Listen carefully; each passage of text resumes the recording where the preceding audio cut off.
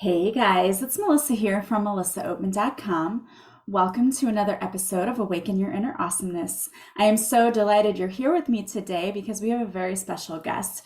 Today we have with us Miss Lisa Salisbury. She is a podcaster and hosts Eat Well, Think Well, Live Well. She is also a health and weight loss coach, and she's here today to talk to us about how we need to let go of some of those long held beliefs that we need to clean our plates and that we need to finish all of our food.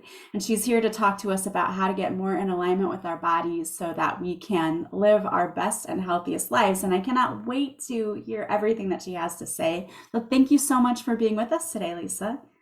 Thanks for having me. I'm excited to be here with you, Melissa. Yeah, I'm excited that you're here too because I know this is a topic that hits home for a lot of women, especially, but I know that there are men out there listening who probably also struggle with weight or body issues. And I think that this is a very important topic today. So, before you start talking about what it is that you do to help women live a healthier life, tell us a little bit about yourself. How did you first get into coaching? Yeah, so I do consider myself a recovered chronic dieter. I have was chronically dieting really since high school. I brought home my first diet plan in when I was, I think, a junior or senior, and my parents were like, "Oh, great, we'll do it with you." So that, that started me off with just many years of dieting. In my 20s, then I got married and started having children. So for about 9 years, I was either pregnant or nursing, it seemed like. And so my weight was just up and down because I thought I had a lot of thought errors back then. I just was so sure that I needed to get down to my pre-baby body and get my body back, all of these like sayings that you heard. And then back then, and with my last baby, I remember having this thought, okay, this is it. This is the last time I can be fat. This is the thought going through my head. And I look back on it now and I have so much compassion for my past self at that time. Like that number one, she thought that I had to have permission to eat, right? Like there was a lot of like permission to eat things I wanted to eat, and Mhm. also just very misinformed about what being overweight was and what being pregnant was. And it just a lot of confused messages in my brain back then. So, and that was 15 years ago. My youngest is 15 and a half, almost 16 actually. So I then spent a full decade dieting, or sometimes just saying, "Oh, I'm just done. I'm just done," and ignoring everything, which meant I ate very unhealthy foods for my body and felt gross and terrible in my body, not because of the way I looked, but the digestion was an issue. All sorts of things were issues for me. So I was back on dieting and really thought that the be all end all was my fitness pal when I could count my calories. And when the app would tell me, if every day were like today, you would weigh this much in 12 weeks. And that never happened. Like it never, ever, ever. In 12 weeks, I never got to that magical number because the problem was my fitness pal or any other counting diet can tell you what you maybe quote unquote should be eating, but they don't tell you what to do when you don't feel like eating that way, or when you have a hard day, or when you are in a stressful situation, how to manage those emotions without food. And that is what I did not know how to do. And I ended up macro counting, which was kind of the last slippery slope down into orthorexia for me, which is an eating disorder where you have an obsession with eating healthy. So I would call restaurants and try to get their nutritional information in order to log it into my app to make sure I was eating the proper, again, air quotes on that, proper amount of protein. I was bringing my kitchen scale to our dinner table when I would make dinner at home and weigh my portion. And I do have 4 children. 2 of them are girls. And I was doing this in front of them. And don't worry, we've had lots of conversations about it now, but I I would tell them, well, it's because I'm lifting weights and I need to make sure I'm getting enough protein. That's what I told them. They're teenagers. They're smarter than that. Like I'm sure they knew that I was dieting and trying in some way to change my body shape. And when I found the tools that I learned both in my health coaching certification from the Institute for Integrative Nutrition, as well as then in my life coach and weight loss coach certification from the life coach school, I just learned so much more about balanced ways of eating, as well as knowing what to do with the feelings instead of eating. And so that's really what I help women with, is worry less about what you're eating and more focus on why you're eating when you're not physically hungry. Yeah, I think that that's a really good thing because I know personally I've struggled with that too, and I know why I struggle with things because when you were a kid, at least for me, and I didn't feel well, my mom wanted to make me feel better by giving me ice cream or different foods, and it did make you feel better as a kid, right? But Mm-hmm. we tend to still fall into those same patterns and those behaviors of, well, if I don't feel well, if I'm having a bad day, this food will make me feel better. So we do tend to gravitate towards that as a tool to help us feel better. And and the the thing is, as Shonda Rhimes says in her book Year of Yes, she said, "Here's the rub: food works. When you come home from a long day and you just want to spackle some chocolate cake on top of that, it does work to calm down the feelings." And so that's, I just always remember in that book how she said, "Here's the rub: food works." It does tamp down those emotions. And so your brain has learned that you can get a lot of dopamine, which is that feel good, keep you alive hormone, when you are eating highly palatable foods, and a lot of them. And so that's how we have learned, like you said, from childhood, oh, you had a shot at the pediatrician, here's a lollipop. Oh, and what's funny too is not only is it, oh, you lost your soccer game, let's eat this in sadness. When you win the soccer game, you eat in celebration. Right. And so food's the solution to all of the emotions as a child. And it is very difficult to unlearn that. But the good news is your brain does have the feature of neuroplasticity. You can unlearn it. And yeah, that's really what I do for women.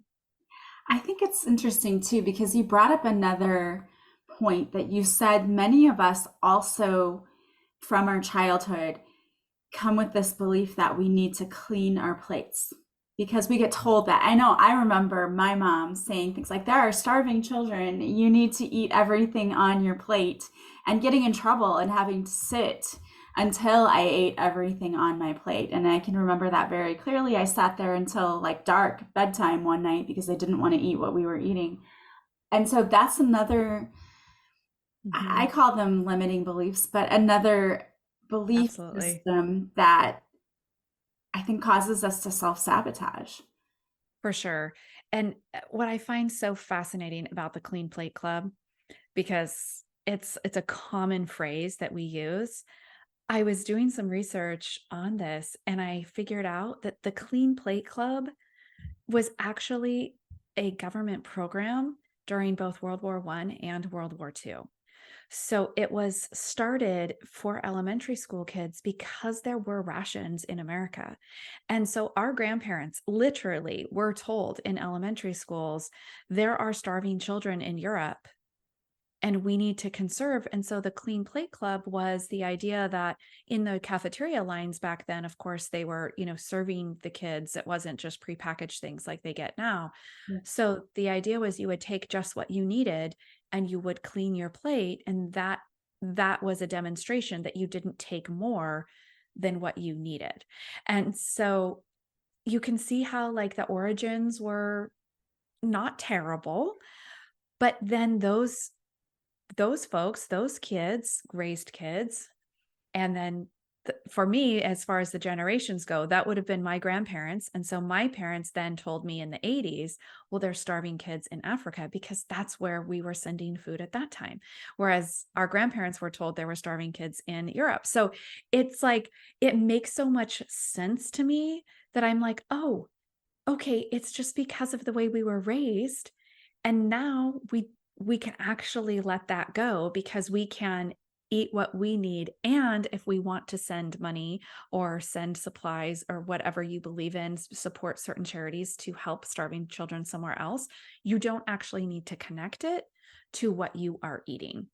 And so we want to disconnect our charity work and those things that you believe in from what you're eating on your plate, because it doesn't connect anymore, like they were trying to make it connect for the kids, during World War I and II. So one of the other challenges with this is that not only do we still carry this cleaning our plate mentality, but we have a lot of what's called portion distortion. This is from a study in, I think it was 2016, and they were looking at certain sizes of things. So, for example, in the 1980s, the average bagel was about 3 inches across. And in the 2010s, the average bagel was 6 inches across. So in 30 years, we have double the size of the bagel and it's still served as a portion. So if you look at your nutritional information on your snack bag or your soda or whatever, it might tell you that there's 2 or 3 servings in that item, but it's served as a portion. So we're not talking, so serving sizes haven't changed, but the portions we are served have changed. They're still going to serve you that bagel and you're assuming that that is a portion. So we're getting so much more food, and you think like, oh, it's fine because I make food from home. But even this study found that in cookbooks that have been reprinted, so say, for example, The Joy of Cooking, which was first printed that like in the 80s, and then today, the same pan of brownies in the same 9 by 9 pan, it used to serve 24 and now it serves 16. So it's the same amount of brownies. Now they're telling you it serves less people, which means the portions are larger. So we're even being told by our current recipes to eat more. So it makes cleaning our plate, you realize, oh, okay, I actually have more food on my plate and I think I have to clean it. So you see how these two issues are really intertwined, and it gets very in the way of us being able to eat the amount that our body actually needs. Yeah, and I think it's a really interesting point you brought up about food labels too, because I think a lot of food labels today are very confusing and mislead a lot of people, especially the serving size Mhm. portion. I know a lot of people who think that one container is the whole serving, and then you look closely and it says, like with ice cream, it'll say 2 tablespoons is a serving or something. You're like, what? What do you mean it's 2 tablespoons? So that can be very confusing and throws people off, and even things that are supposed to be labeled as healthy that really aren't that healthy. So there's so much confusion, and it's really easy to understand why people have no idea what they're doing. Yeah, at the front of a food label, the nutrition facts are an altogether different story, but the front of a food label is the last form of advertising that that product has to get you to buy it.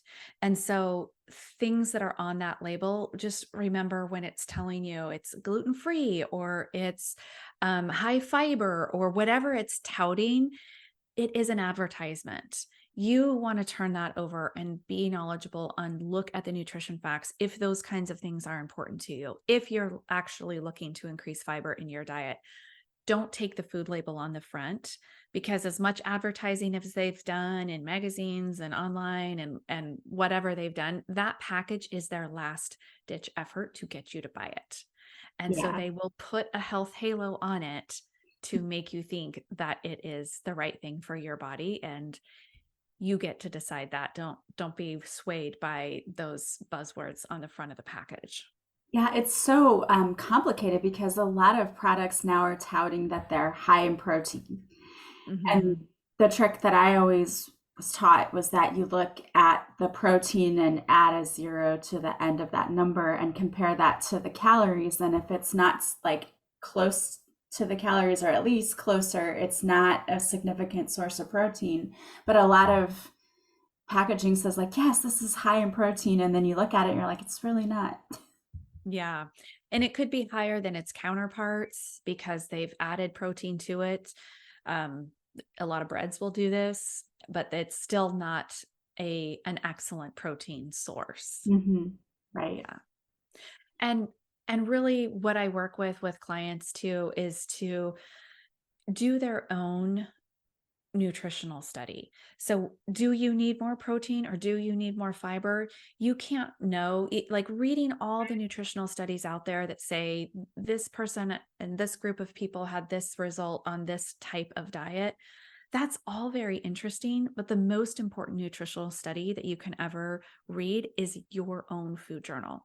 Is writing down what you eat without, and I don't have my clients do any kind of calorie or macro count or any of that. You just write down I had oatmeal with berries and an egg for breakfast.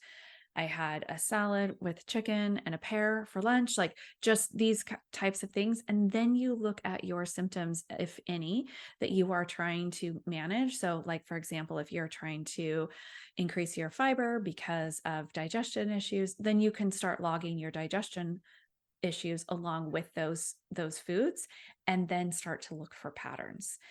You can also, and if you're not having any issues, sleep issues or, energy, all of these kinds of things can be monitored and recorded, journaled along with your food.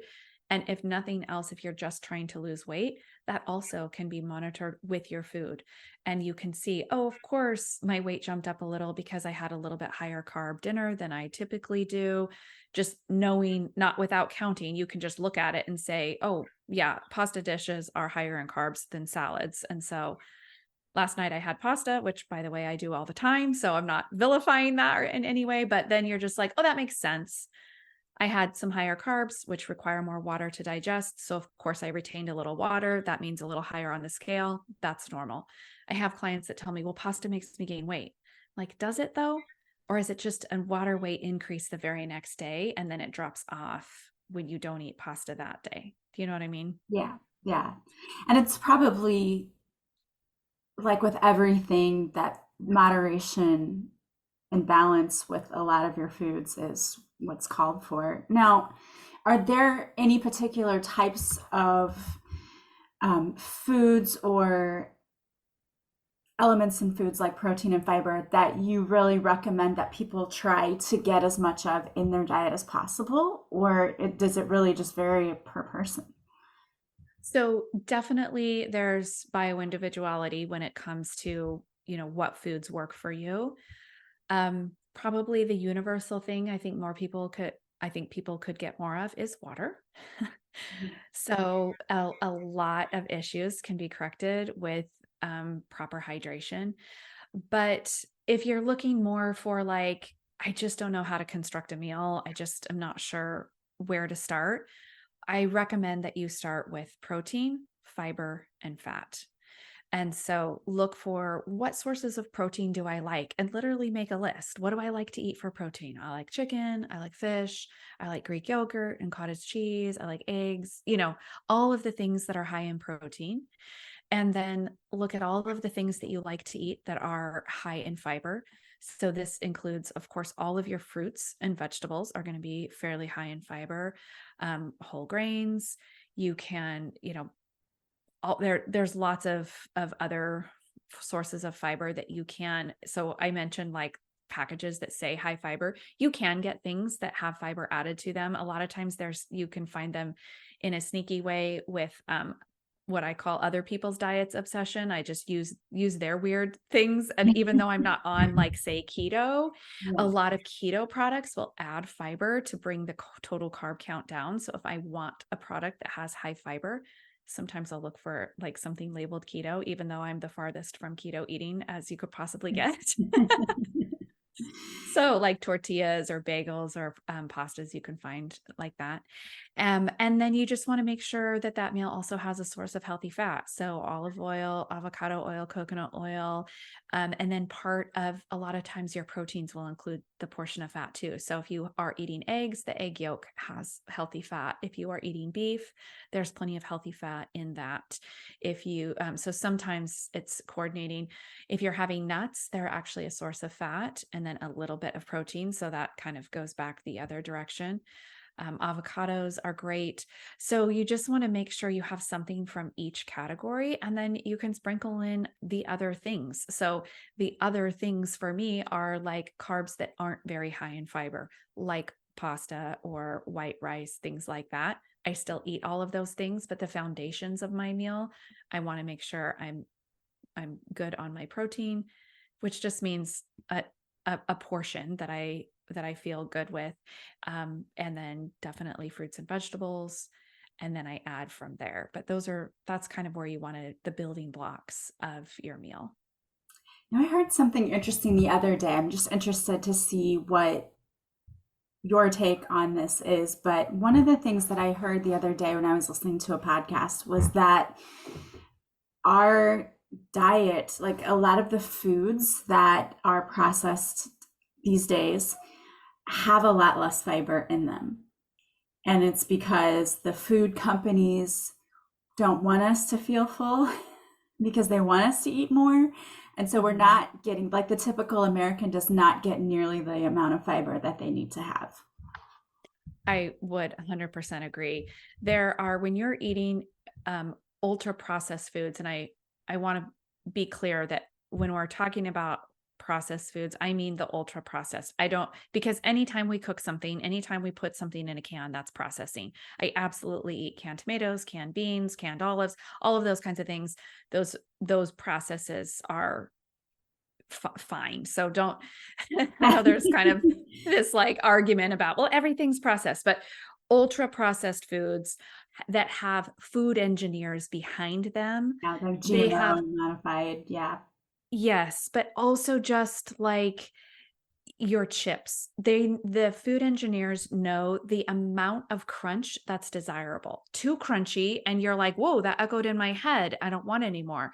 And not crunchy enough, it's not intriguing to the mouth. And they could make Doritos more flavorful actually, but they don't because you would get satisfied too quickly. And so they optimize the amount of flavor they put on, the amount of sugar and salt, the amount of crunch, the to optimize the going back for it. And yes, to optimize how much you're eating. And so absolutely these kinds of ultra processed foods have very little fiber because that kind of bulk fills you up. I think it's a really good reason where people often vilify fruit and they're like, oh, too much sugar in fruit. Nobody, not one person is overweight because they're like, I just couldn't stop eating oranges. Like I just ate like 12 a day and the sugar in the like nobody, no one that doesn't happen. Right? Like you eat a piece of fruit and you're like done. You don't just eat the entire bunch of bananas. Nobody does that. Yeah. And I mean, I'm sure someone's like, "Oh, I knew a person one time somewhere." I'm just saying typically that's not the reason that we are overweight. Fruit is not the reason. It's because we eat much more of the processed food because it is another name for it is highly palatable. It's concentrated down. So we've got concentrated sugars, concentrated flours, and then engineered flavors. It's no wonder. Like it's no Yeah. wonder we And I think overeat those there's things. I think there's a lot of people too who think they're eating, like if they're not buying fresh produce, let's say, for example, Uh-huh. but say that they buy something in the store and it says, oh, a juice cocktail or this or that. And I think a lot of people get that confused too, because those do have a lot of added sugars to them. It's not just natural, pure juice.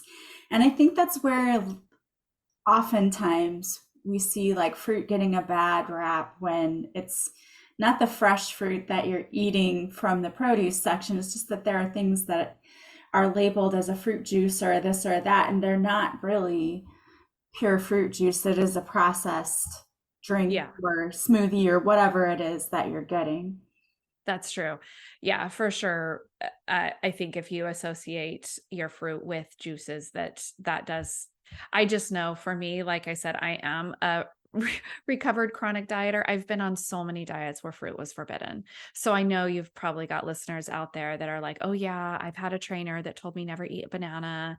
I mean, I had a trainer one time that's like, I will never eat a potato again in my entire life. I'm like, Oh, I feel sorry for you. that's Yeah. dramatic.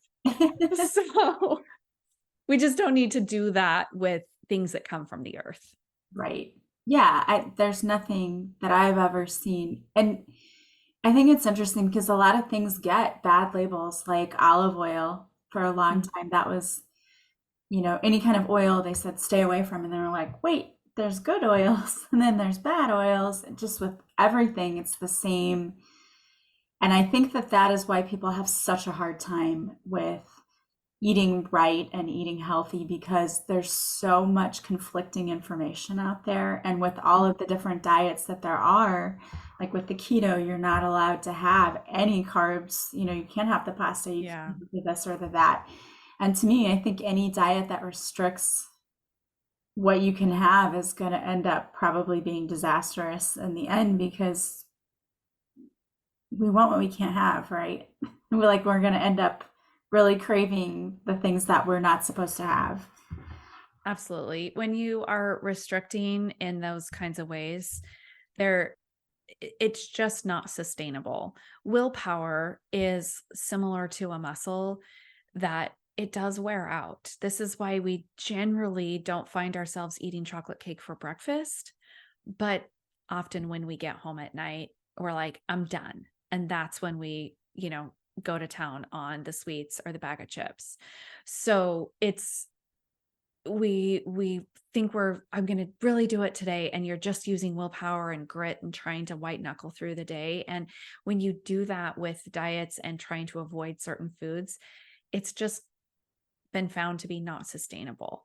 So what you want to do is, rather than start something on a Monday morning that requires you to totally overhaul the way that you eat, I would just recommend that you start with one thing, just literally one thing to either add in or cut out. I'm going to add in more vegetables this week. Like, one thing, don't worry about anything else. Just going to add in more vegetables, or just for the fiber factor. Or maybe you decide, I'm going to not eat dessert after lunch. Maybe if you're in an after lunch and after dinner kind of habit, maybe you just decide, I'm going to not eat dessert after lunch. You're not saying I'm cutting out sugar for my life. You're not saying sugar's bad. It's just like, I think I'm going to eat a little bit less.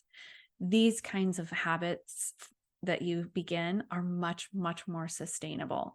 You want it to be just challenging enough to engage the amygdala part of your brain and to engage the part that says this is worth looking at, and it's a challenge.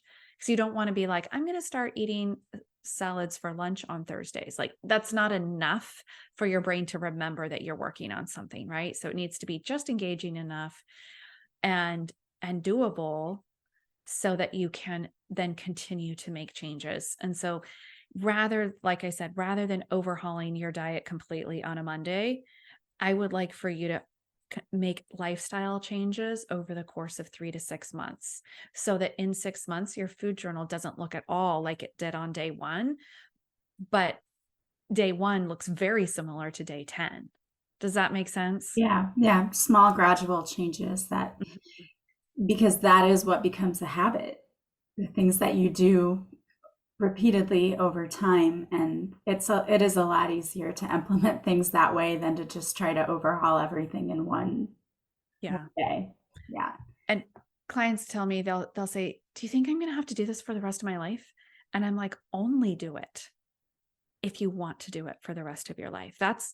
I only want you to pick things that you feel like, this is the way I want to eat. I just want you to care about your health. I want you to care about this vessel that carries your soul through this life for your whole life. I love that. So I want to ask you about exercise because usually Oh, diet and exercise go hand in hand. What do you recommend maybe for people who don't exercise currently, or maybe they want to start doing something and getting some kind of movement or exercise into their daily routine? Like what do you recommend for your clients? first and foremost, walking. It's First of all, it's the easiest, freest, cheapest thing that you can do is walk around your neighborhood. If that's not safe or not weather permitting, you can get creative on that, treadmills, join in gym to use those kinds of equipment. But the other thing to remember as you're beginning movement and exercise and starting to incorporate that is that it makes very, very, very little difference to your weight loss efforts. So if you decide you want to lose some weight, and maybe you're like, oh, my joints are really hurting, I hear this a lot. It's like, well, I want to lose weight, but I can't because I can't exercise, but because my joints hurt so much. Listen, you can lose weight without exercise. So lose some weight until your joints feel better, and then you can start really exercising for other reasons, because exercise is all about your mental health and very, very, very little about your scale weight. So I would love to like really get into this and all of the technical percentages and stuff, but I do have an episode on this about your non-exercise activity thermogenesis is what I focused on this episode, and showing you the numbers on how in your total daily energy expenditure, that's like all the calories that you expend, and calories meaning the unit of energy, it's all the energy that you expend in a day. 75% of that is just keeping you alive. If you just laid on the couch all day and just lived, your brain, it's like very, very metabolically active. That's, you use 75% just living. And then you have digestion is another one. And then you have your non-exercise activity thermogenesis. And this is just the moving around, taking a shower, taking the dog on a walk, making your kids lunches, all of those things where you're just moving around is your non-exercise burning. And then only 5% of your total daily energy expenditure comes from your formal exercise routine. For so long, we way overestimated the number of calories that you burned in an exercise session. And it became very confusing, especially to us dieters. I don't know exactly how old you are, Melissa, but I grew up in the 80s. I'm 48. And so my childhood was in the 80s, and I really started paying attention in the 90s. And I was told when I started my first spin class that I would burn 800 calories in that spin class. There's no way. There's no way. I have a spin bike in my garage now, and that is completely inaccurate. I use an Apple Watch, which is pretty well known to be one of the most accurate readings currently that we have. And we just thought that we were burning so many more calories. And so then I would be like, well, that was 800 calories. I can eat whatever I want. Yeah. Right. Yes. Yeah. I grew up in the same era, and it's same. Like the first time I started working out and they said, well, when the numbers were more accurate, it's like I burned 200 calories, and this is working at the absolute hardest. And right, I'm like, I thought it was supposed to burn like 600 or 700. No, like you burn off the amount of calories in like a stick of gum or something like that. Yeah. It's not, exercise is really not a weight loss tool in the way that we used to think, and as far as calories in versus calories out. The way exercise is a weight loss tool is because exercise improves our mental health. When we feel better, we tend to make different choices around food. Right. Yeah. That's why exercise helps us lose weight. It's not about the calories, it's about the choices that we make later. So exercise is absolutely the fountain of youth. It helps with all kinds of processes in your body, including your memory and your brain. I mean, there's nothing better you could get your moms or your grandparents to do than to exercise for their brains and their hearts. And I go to all my mom's doctor appointments with her, and every doctor that we go to is like, you need to exercise. That's her sleep doctor, her cardiologist, her primary care, her gynecologist. Everyone is like, do you exercise? And it has zero to do with her weight. Yeah. So it is the fountain of youth. Absolutely, you should start with walking if you're not doing anything. And then if you are already doing something and you want to step it up, I recommend absolutely weightlifting for women, middle-aged especially, reduce your cardio, increase your weightlifting because you want to maintain your muscle mass and your bone strength through perimenopause and menopause. It's vital. And so we definitely need to combat that natural muscle wasting, which is called sarcopenia. I had a guest on my podcast that says we're not overweight, we're under muscled. And that's part of the issue with menopause is we're like, oh, I'm gaining weight. My metabolism has gone down. That's not really what's happened. What's happened is your muscle mass has decreased through that natural aging process. So we want to combat that with weightlifting, really, as not like, I'm not saying like Olympic heavy weightlifting, but Right. heavier than your Yeah. handbag, please. Like put down the 5-pound weight, pick up something, that's significant. So weightlifting as much as you can, and a couple sessions of cardio a week is plenty. And if you are currently walking and you want to step that up, I'm also been lately a big fan of rucking.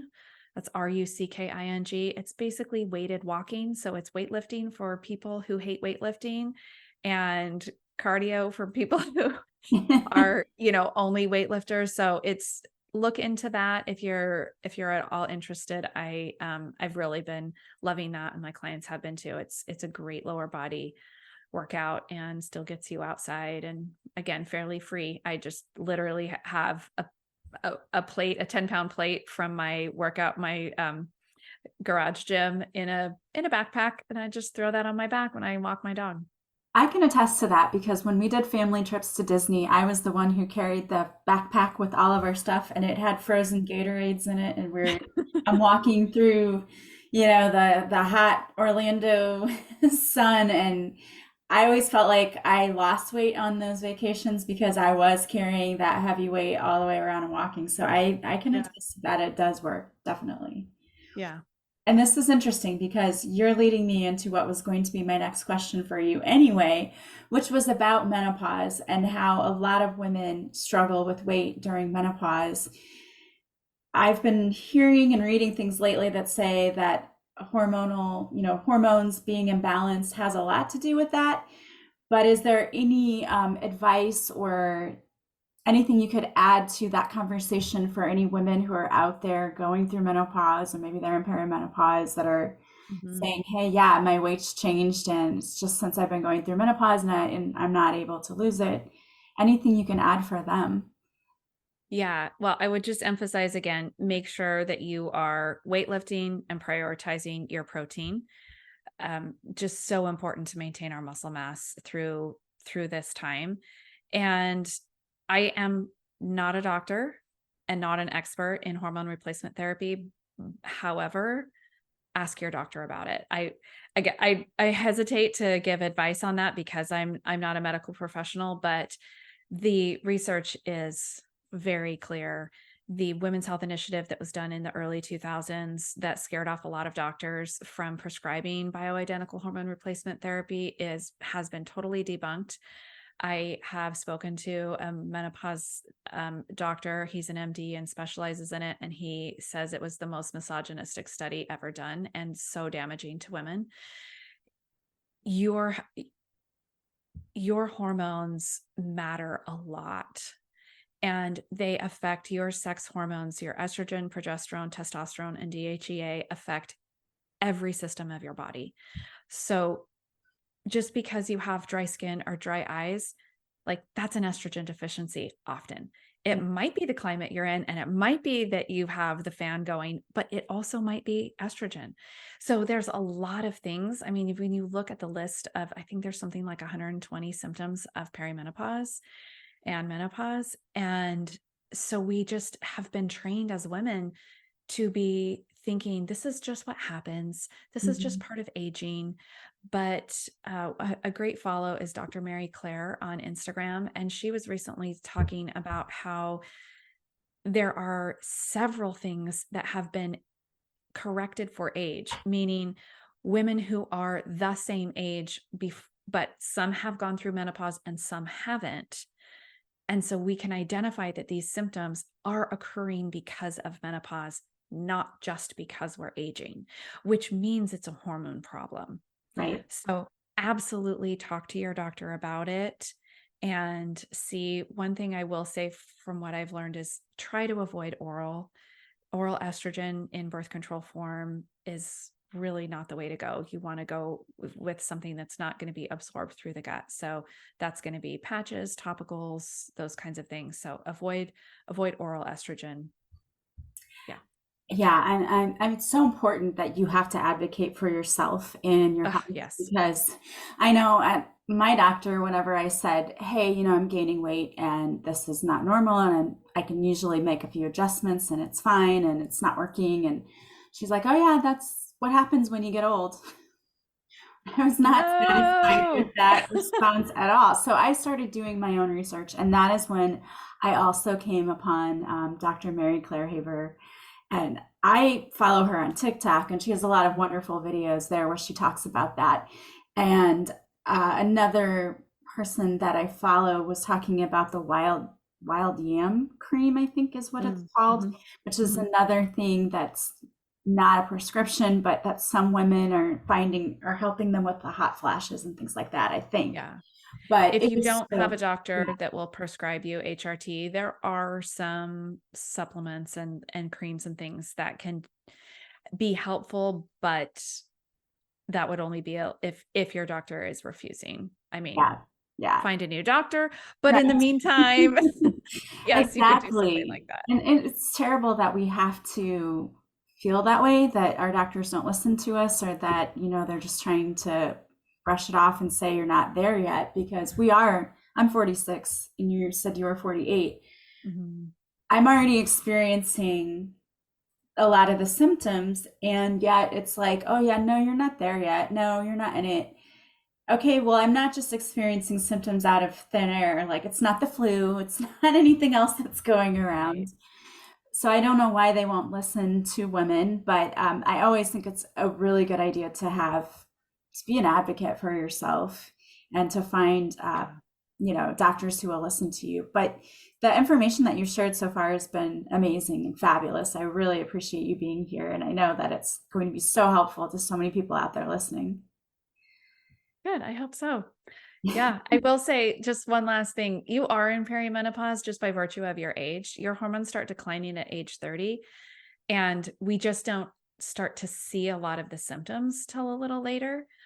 But most of us really are in perimenopause, which just means we're in the period before menopause. So just because you're still cycling, just because you're still having a period does not mean you're not in perimenopause. So yeah, take care of yourself and don't discount your symptoms or deny that they are there, and don't let doctors do that to you either.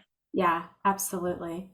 I love that. And another interesting thing that I also saw not that long ago, which I thought would be really fun, was that another thing that they're recommending too for exercise, besides walking, which I think walking is the best thing, are the trampolines. The Oh yeah. little workout trampolines that you can have for your house. And I know I took my kids to a trampoline park.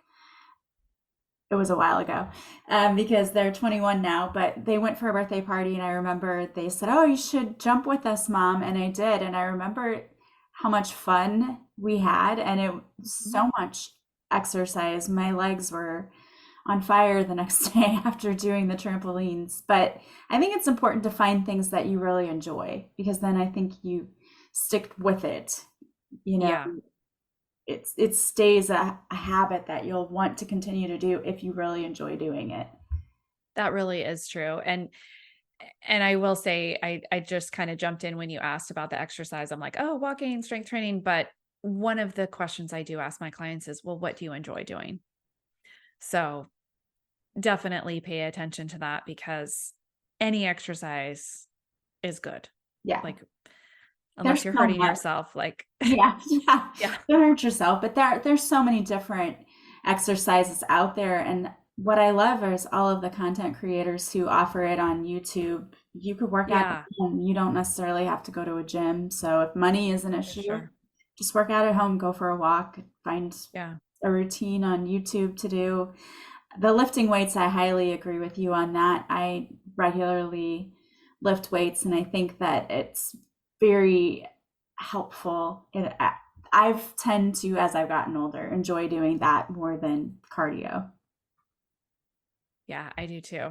I I don't always feel like it. Sometimes it feels easier just to jump on my bike and be like, I'm just going to zone out and do this cardio because strength training takes more work for me to, pay attention to my form and blah, blah, blah. But I do always feel really great after.